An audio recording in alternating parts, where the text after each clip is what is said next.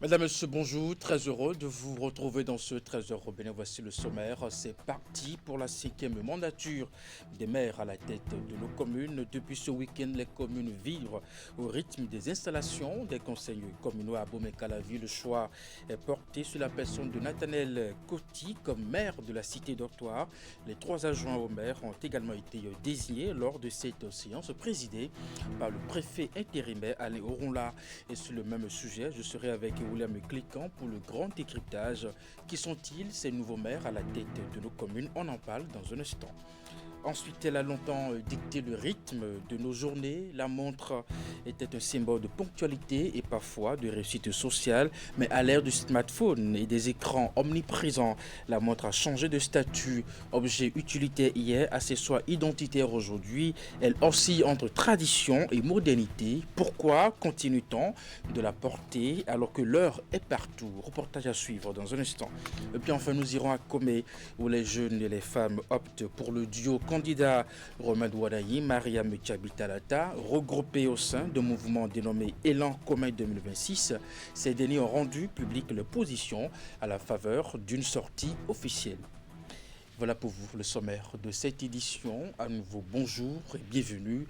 Si vous nous rejoignez, ce qui fait l'actualité du moment, le conseil communal d'Abomey-Calavi a désigné son nouveau maire ce dimanche, réuni à l'occasion justement de l'installation des élus. Le choix est porté sur la personne de Nathanaël Coty comme maire de la cité d'Octoire. Les trois adjoints au maire ont également été désignés lors de cette même séance présidée par le préfet intérimaire Alain Oronla. On fait le point avec ces images. Je déclare officiellement installé ce dimanche 15 février 2026 le conseil communal d'Abomey-Calavi au titre de la cinquième mandature. Conformément à la loi 2024-13 du 15 mars 2024 et la loi 2019-43 du 15 novembre 2019 portant code électoral, Alain Oronla, préfet du département de l'Atlantique par intérim, procède ainsi à l'installation du conseil communal d'Abomey-Calavi. Est désigné aux fonctions de maire de la commune de Calavi Monsieur Nathanaël Coty.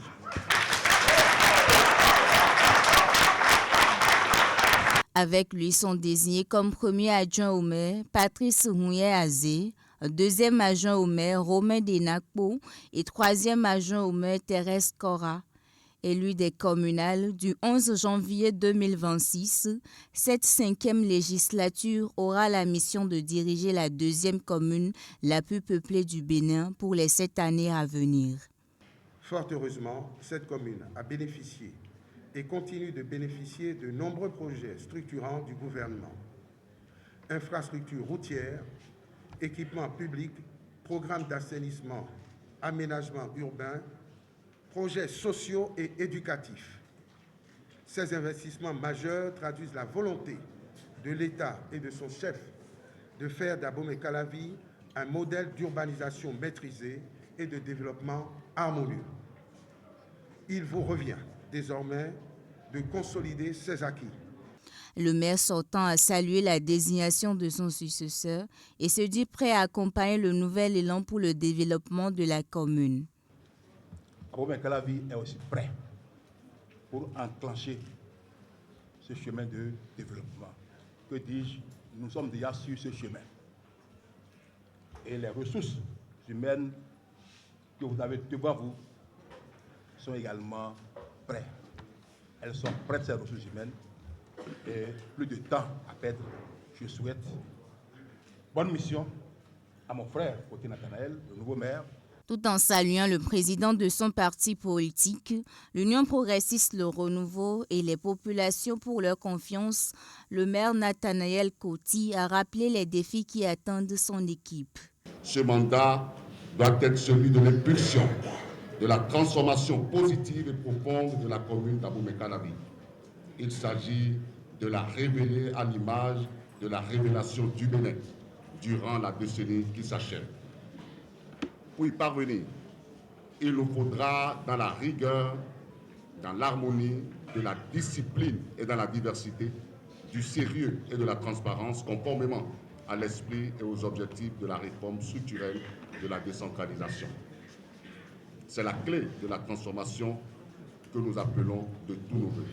Ainsi s'ouvre un nouveau chapitre pour Abomey Calavi. L'équipe communale est désormais attendue sur plusieurs chantiers comme la gouvernance locale, la cohésion sociale et la réalisation des infrastructures. William Cliquin, bonjour. Bonjour Eric, bonjour à tous. 12 des 117 maires sont désignés. On s'intéresse déjà aux conseillers en charge de l'orientation politique à la tête des conseils communaux dans le septennat 2026 et 2033. On commence par les communes à statut particulier. Quelles sont les identités des nouveaux maires? Identité toute nouvelle, hein, Eric. Dans les municipalités, les 4, il y a rien que des nouveaux maires. Justement, 3 des anciens maires des communes à statut particulier sont allés à l'Assemblée nationale.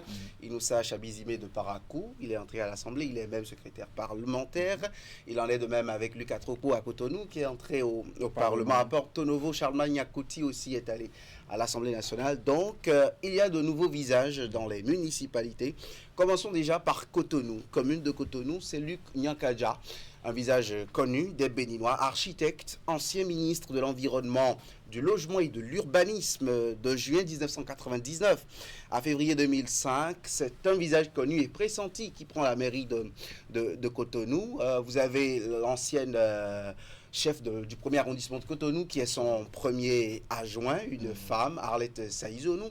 Ensuite, on a Gatien Adjagboni qui conserve son poste de deuxième adjoint du maire de Cotonou, et une autre femme, Irène Béanzin, comme troisième adjoint. Vous allez le remarquer, les communes à statut particulier ont 3 adjoints au maire, contrairement aux communes à statut intermédiaire et aux communes ordinaires, qui n'ont que 2 adjoints au maire. À Porto Novo, la capitale du pays, c'est aussi un nouveau visage qui vient à la tête du pays. Un premier adjoint du mandat sorti qui prend maintenant les rênes de la commune, Rachadou Toukourou, c'est son nom, retenez-le. Il était pour la 4e mandature sous Yankoti, premier adjoint. Yankoti qui aujourd'hui est à l'Assemblée nationale. Hier, il disait que le mandat que le peuple et le parti nous confient s'inscrit résolument dans la continuité des actions de la 4e mandature. Donc on voit clairement qu'il est dans la continuité. Voilà l'équipe autour de lui, François Arlansou, Paul Derokengbe et Nadia Dossa pour l'entourer. Nadia Dossa, femme du bureau, je vais dire, du conseil communal, qui est en train de remplir parce qu'elle était conseillère justement pour la mandature qui vient de finir, une mandature de continuité à Porto Novo dans la capitale. Abomey Calavi, on l'a vu dans le reportage tout à l'heure de Brice Menaille et Florence Bossa, c'est Nathanaël Coty, le nouveau nom à la tête, cité d'Ortois par le passé, est devenu maintenant un pôle urbain et administratif majeur du Bénin.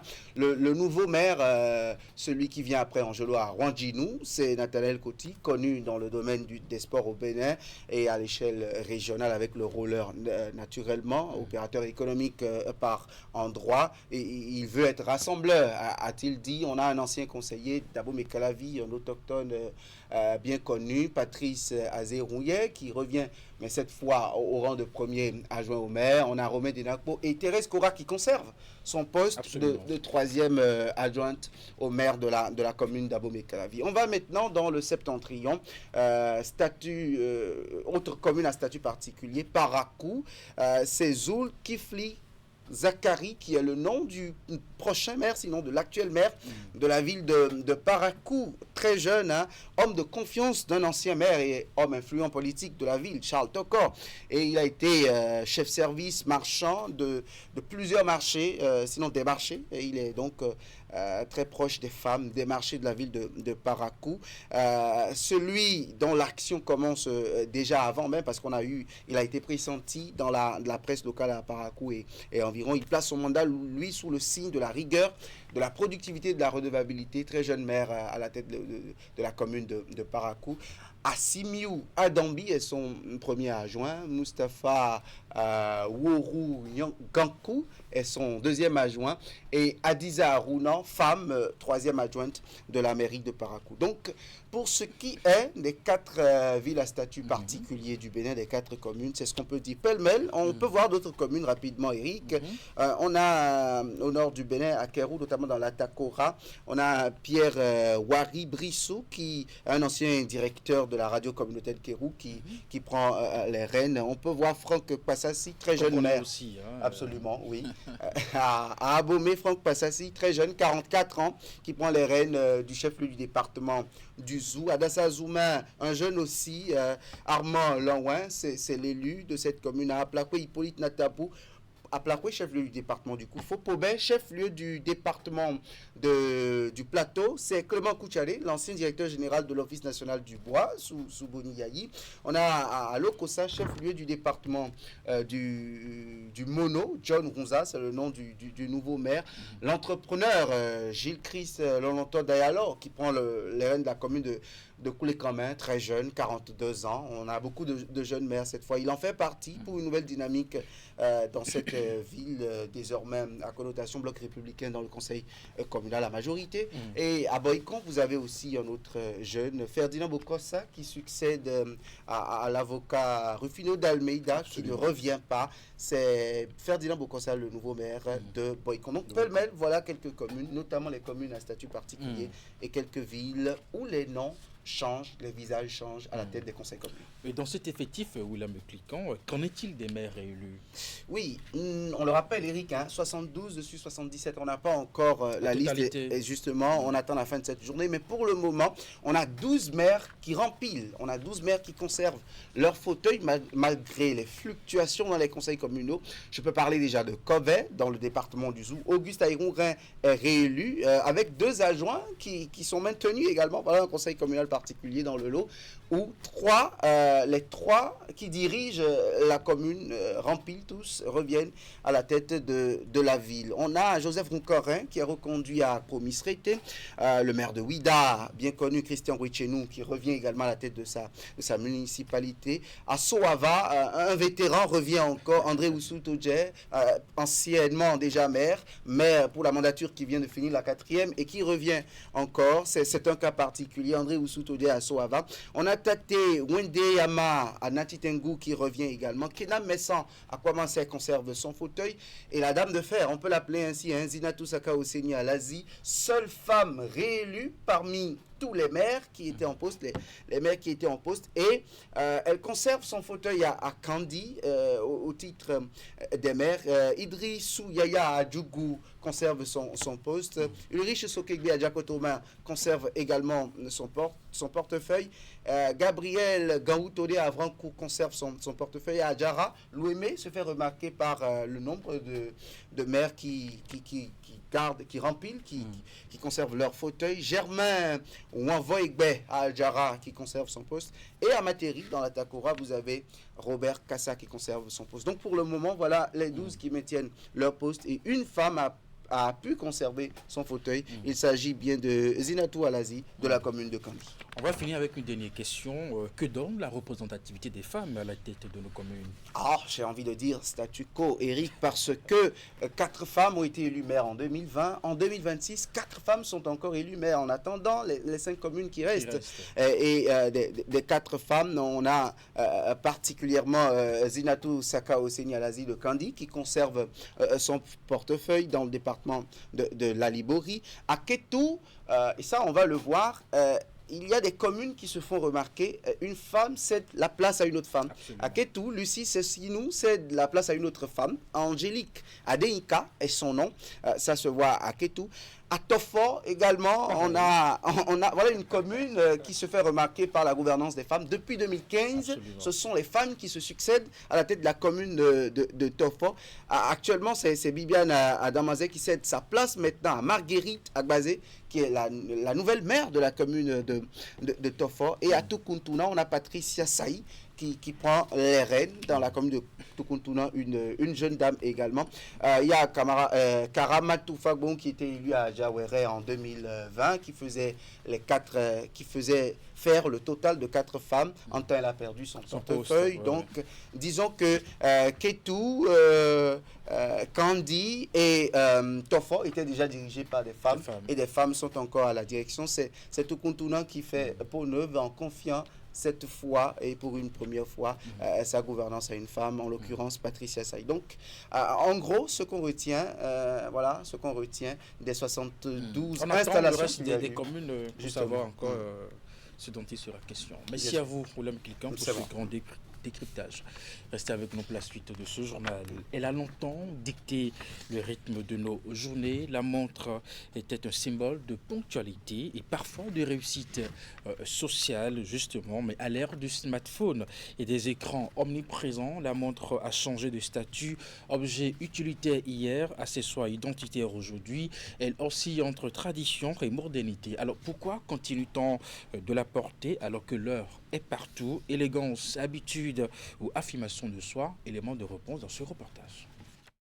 Longtemps, elle n'a eu qu'une seule mission, donner l'heure. Portée comme un signe de distinction, la montre était à ses débuts, dans les années 1500, l'apanage d'une élite. Un objet rare, presque précieux. Puis avec le temps, elle s'est démocratisée, atteignant le grand public. Pour moi, personnellement, les montres servent à regarder l'heure qu'il fait en temps réel. Moi, montre là, c'est une question d'habitude.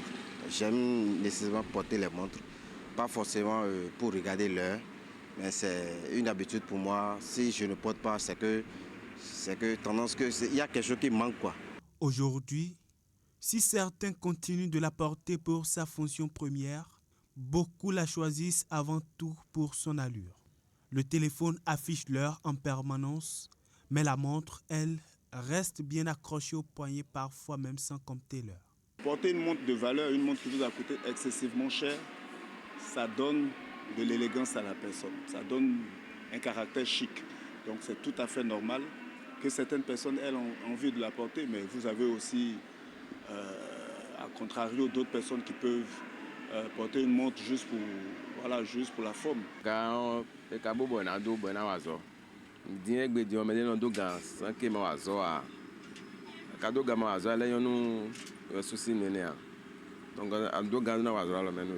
Aujourd'hui, avec les smartphones et tout, vous voyez, les choses ont changé. Les choses ont changé, puis la montre n'a plus forcément cette utilité qu'elle avait dans le temps. Vous voyez. Donc aujourd'hui, c'est plus facile même de regarder l'heure sur ton téléphone. Ouais, donc c'est devenu plus pratique, plus rapide. Pour l'usage du portable pour regarder l'heure ne va pas tuer l'usage de la montre, je le dirais. Parce que la montre est devenue un effet quand même, un truc de distinction. Voilà, quand tu as une montre d'une certaine valeur, voilà, quand tu rentres dans certains milieux, quand on te regarde déjà juste pour la montre que tu as portée, ça te distingue. Ouais, donc la montre ne perdra jamais sa valeur parce qu'aujourd'hui, on utilise des smartphones beaucoup plus. Désormais, la montre ne se limite plus à compter les minutes. Elle affirme l'identité, suggère un statut. Classique, sportive ou connectée, elle est devenue bien plus qu'un indicateur de temps. En mission officielle au Bénin depuis quelques jours pour s'inspirer du modèle béninois en matière d'organisation des élections, le séjour de la délégation de la Direction générale des élections du Sénégal s'achève. Et pour clôturer les travaux de cette visite de travail, elle était au siège de la Commission électorale nationale autonome ce samedi. Eh bien, pour le directeur général des élections du Sénégal, c'est une mission qui a été plus que satisfaisante. On fait le point avec Oulette Sanoussi dans ce reportage. Mission accomplie pour le directeur général des élections du Sénégal et sa délégation en fin de séjour au Bénin. Pour finir la visite de travail, ils étaient à la Commission électorale nationale autonome Sénat le samedi 14 février 2026. On va retourner satisfait totalement et entièrement. Pourquoi? Parce que ce qu'on voulait savoir, ce qu'on voulait avoir dans le processus électoral béninois, on l'a eu. On a vu de bonnes pratiques et ces bonnes pratiques peuvent être utilisées au Sénégal. Ça nous a permis de comprendre qu'il y a des avancées au Bénin dans beaucoup de domaines. Occasion pour Biram Sen de féliciter et d'encourager le président de la Sénat pour l'accueil chaleureux qu'il leur a réservé. Il remercie également tous les membres de la Sénat du Bénin, la Direction générale des élections et toutes les autres institutions qu'il a eu à visiter. Jamais eu le sentiment qu'on était aussi performant. C'est quand vous le dites, cela nous convainc davantage. Et cela nous invite aussi à faire mieux et davantage mieux. Mais moi, je suis convaincu qu'il y a un secteur où vous êtes plus avancé que nous. C'est la transmission des résultats. J'étais président à Dakar aux dernières élections présidentielles. J'étais très admiratif de la manière où vous transmettez les résultats. Ici, à notre niveau, nous gardons de bons souvenirs de vous. Et encore préciser que nous restons ouverts. À cette cérémonie de clôture des travaux de la visite, le président de la Sénat a offert des présents à la délégation sénégalaise. Saka Lafia a saisi l'occasion pour exprimer sa gratitude à ses hôtes pour le choix porté sur le Bénin et leur souhaiter un bon retour au pays. Un compte rendu de Ouliatou Sanoussi présenté par Teddy Goudalo et sur le même sujet pour Biram Sen. Le Sénégal est une référence en matière d'élections, mais le choix du Bénin n'est pas fortuit. Eh bien, le directeur général des élections du Sénégal revient justement sur ces raisons. C'est vrai, le Sénégal est une référence en Afrique en matière électorale parce qu'on a eu 3 alternances en 2000, en 2012 et en 2024 avec des élections qui sont organisées sans contestation sérieuse. Mais aucun système n'est parfait dans ce monde. C'est la raison pour laquelle, lorsque le président de la République a annoncé des réformes électorales, on a pensé au Bénin, qui présentait quand même des particularités intéressantes, notamment le cas du bulletin unique. Le Sénégal continue à utiliser des bulletins multiples qui nous coûtent énormément d'argent. Aux élections législatives anticipées, on a eu à dépenser 11 milliards pour les bulletins multiples, ce qui pouvait nous faire une...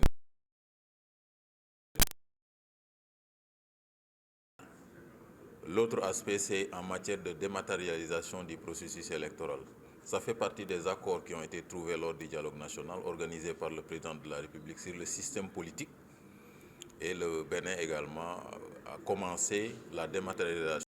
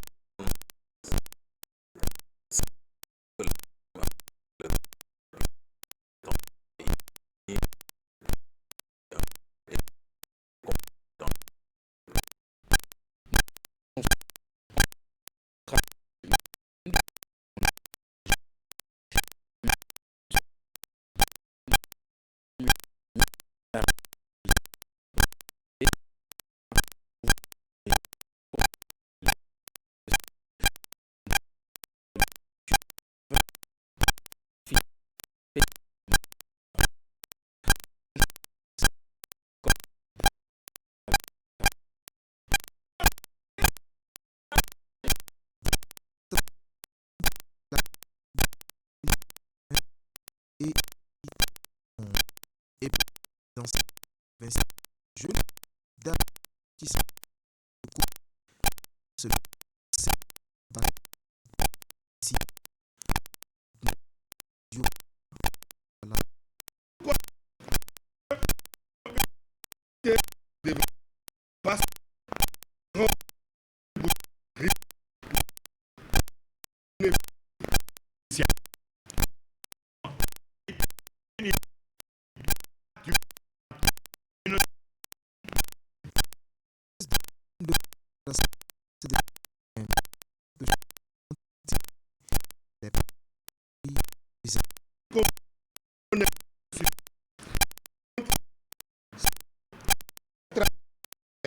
mais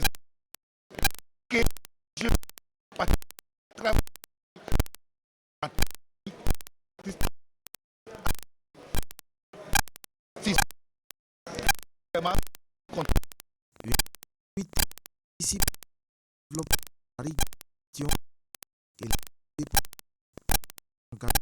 ici, il y a eu 12 ans prochains.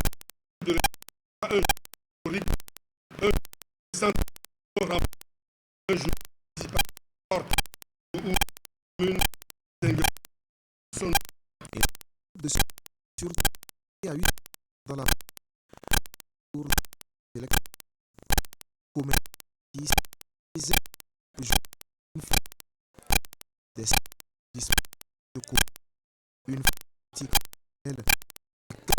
majorité des positions dans ces entre ce de d'abord la la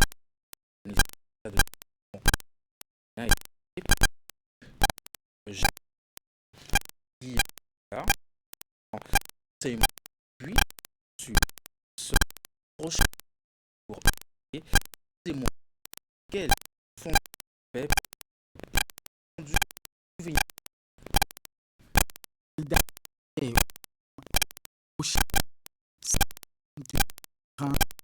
à la part bien enseignant si qu'à la comme pas bon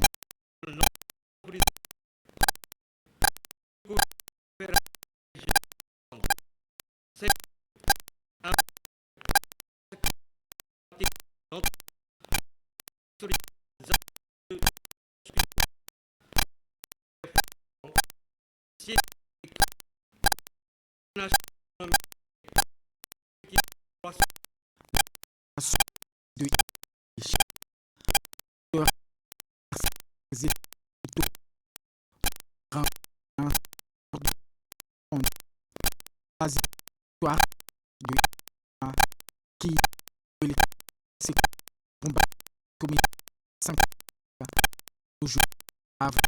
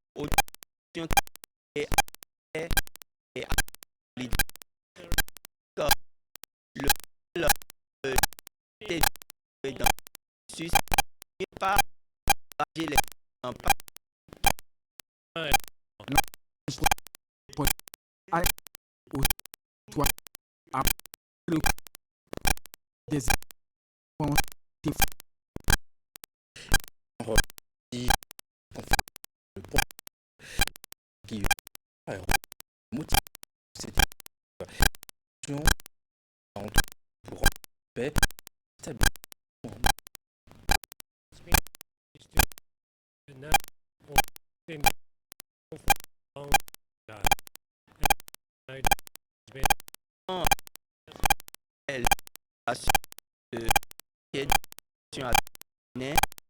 et le nouveau importation de donc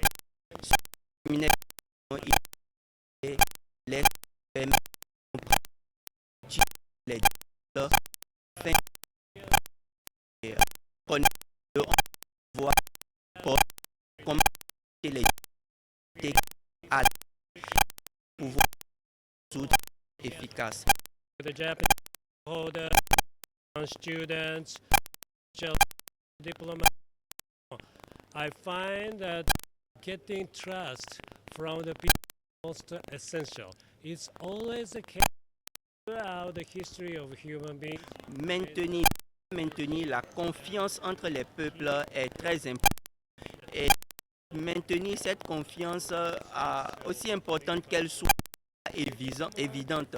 Et donc c'est pour ça qu'il faut que nous ayons des creusets comme ceux-ci pendant lesquels les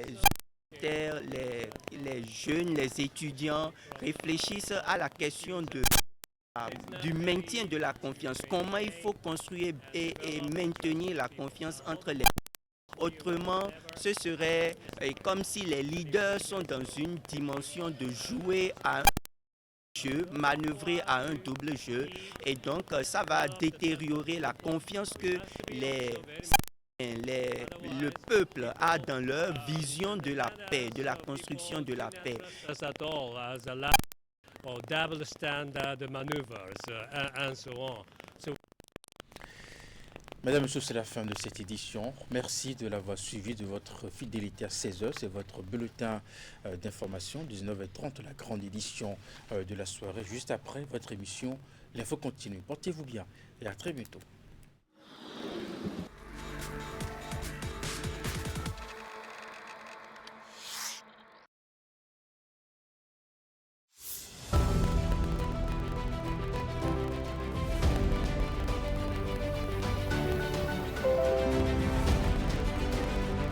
Thank you.